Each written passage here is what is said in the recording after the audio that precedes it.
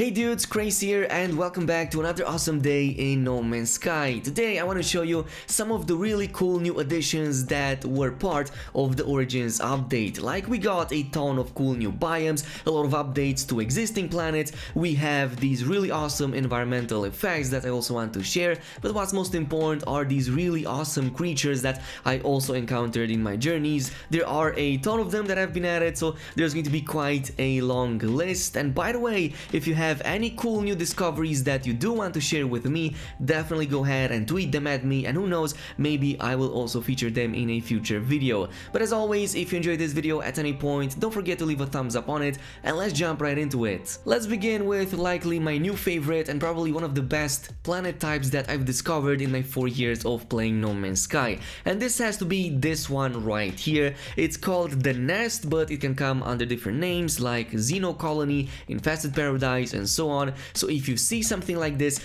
definitely land over there, because this is a new type of lush planet. It looks almost identical to regular ones, but instead of the normal vegetation like the trees and whatnot, it now features these really freaky and cool looking alien egg flora. And not just that, these types of planets also seem to feature many of these cool new added butterfly creatures that seem to be all over the place. And what's the best about this planet is that it was literally in my first ever system that I spawned into during my survival livestream a few days ago. So if you were part of that livestream a few days ago, definitely let me know in the comment section down below. Now this brings us to the next type of biome, and likely the one that you're going to be looking for the most. This has been added with the Origins update, and actually the new update added a ton of flora that has bioluminescence, as in it lights up at night and sometimes even during the day. Now normally you can find these on any types of planets, assuming that you're lucky enough, but by far the most sought after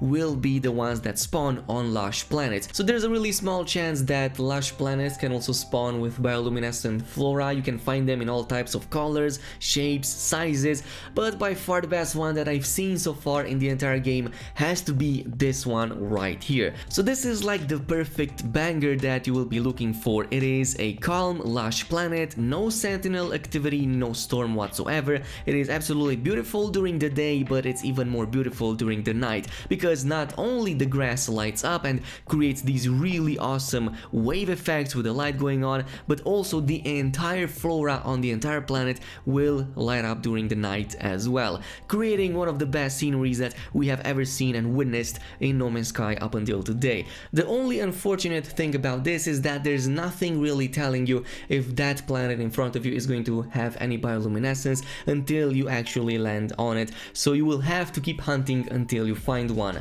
Fortunately enough, the Origins update has many more other types of biomes that also look extremely good, especially the volcano planets are some of my favorites right now. I even dedicated a full video to one of these, and especially so pay attention to anything that might read imminent core destruction or superheated magma or anything that might make you think of volcanoes when you read that name. And especially so I really enjoy the ones in blue systems, because you can go with a really destructive combo, a planet that both spawns volcanoes, superstorms, fires, and it also has this really cool effect right here with everything that is happening in the background. So this is by far the most hellish world that I was able to encounter, but also something that makes it that much more valuable in my eyes personally. And there's many more. We also have an update to the toxic planets. It seems that many of them now feature bioluminescent spore planets, such as these ones right here. They can come in different shapes and sizes, that is true, but what's good about them is that they will emit a trail of light that also happens during the day and during the night. Now in terms of weather effects, many of these were added that seem pretty cool. Like thunderstorms are really cool, they usually happen during severe storms. We also have star showers, which are also pretty cool. They always happen during the night, or at the very least they happen on a regular basis, but by far my most favorite have to be the new tornadoes. So these are a new type of environmental hazard. They seem to only spawn during extreme storms, but even in that case it can be quite rare it seems. But what's cool about them is that they can easily pull you in, make you completely lose control over your character, and then just spin you out of control up until they spit you out on the other side. Be careful that they can be quite dangerous, since they can like just smash you into the ground, so I would suggest having at least a few shield and HP upgrades before jumping into one. But let's move over to some of the new creatures that were added with the Origins update. And of course, we can't go over them without starting with probably the king of all of the new creatures, which are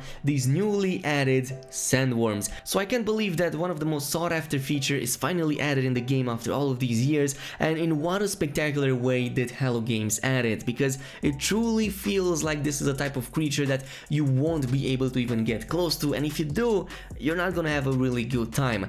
Now, what you need to know about Sandworms in the Origins update is that they are quite a rare occurrence. You might be on a planet and not even know that there is a sandworm over there until it is too late. But there are usually some telling signs that will give you a heads up. The most common one is the fact that there's unexpected tremors happening without any visible source, like a ship passing by or a massive fauna, and immediately after that you will see it emerging out of the ground and basically going over the horizon and then arching back into the ground, and it's kind of like this really surreal moment that you don't even expect until it already happens, and once it happens you kind of just stare there at it and admire it for its beauty. Now, what's most interesting about it is that it appears to be a creature. It even has an indicator like most other fauna out there, but it doesn't seem to be able to be scanned, at the very least from my testing. I'm not sure if that's intended or if it's a bug, but it also doesn't appear in the discovery step, which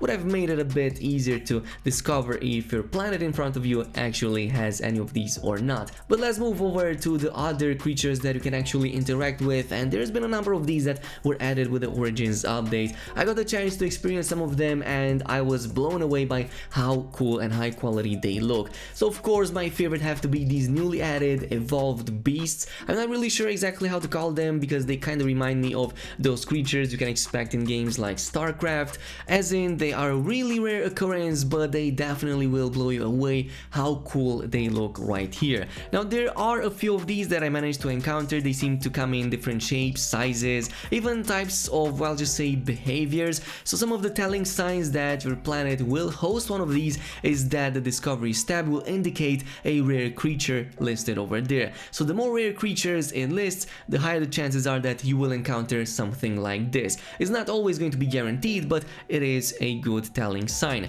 Otherwise, they seem to be able to spawn in most of the biomes out there. They can also spawn both as docile herbivores or even really aggressive man-eaters like the red ones that I was able to find on one of these planets. Some will even feature these really awesome crystals on their backs and sides that can be collected once you fed them with their appropriate diet. So you will actually have to scan them in the first place to see what type of diet is listed over there at the top, and once you do that you can definitely go ahead and ride them if you again fed them in the first place. But it's really awesome. They have their own animations. They kind of look a bit goofy at times, but again, it's a really awesome creature. I kind of wish that we could tame these and bring them on our planets, but I am really glad that I can see something this cool in No Man's Sky finally. But this doesn't mean that this is all there is to the fauna. As I've said, there's a lot of cool new creatures that were added. The next one that I really enjoyed were these mega beetles, insect type creatures that can spawn in different types of planets. Again, this is a rare occurrence, so the only thing I can suggest is to take a look at your discoveries tab and see if there's anything listed as rare over there. But otherwise, it looks really awesome. It's a type of creature that I really love. We also saw it in the trailer that we had like last week, and what's most important is that they can come with different types of features and colors, so you will almost never come across the same two types of mega beetles, even on the same planet. They are kind of skittish. They don't really stay too close to you. If you get close, they will definitely run away, and there also doesn't seem to be a way to feed them so that they kind of accompany you in battle, or at the very least let you ride them, especially since yes, they can fly. I don't think it's gonna be possible to ride them at all. It's just a cool addition that I really enjoy, so I just wanted to let you guys know. The final one that I'm gonna cover are these really awesome robotic fauna. Of course, there's many other types of fauna that were added in the game, like I told you about those butterflies in the beginning, but the robotic fauna is the other one that I really enjoyed. I covered these in a previous video, but they kind of work a bit different than other creatures in the sense that regular pellets won't work on them, and instead you will want to feed them a diet that consists in ion batteries. Once you do them, you can even ride these. They look pretty cool. And by the way, those chewy wires that you get from them once you fed them, yeah, you can use those as bait for the previous evolved creatures that I just talked about. Oh, and on a final note, they can also drop nanites upon death. Not all of them will, but some of them have a pretty good chance at doing so, so you might find one of these planets where it might be worth it to just kill them over and over again. But these are just some of the biggest discoveries that you will definitely not want to miss in the Origins update. There are definitely plenty more out there that I haven't covered, that I haven't even gotten a chance to even witness yet, but again, if you found anything cool, let me know down below, and especially so, let me know on Twitter. You can tweet at me and I might feature some of these in a future video. But in the meantime, if you enjoyed this video at any point, don't forget to comment, like and subscribe, and I'll see you guys in the next one.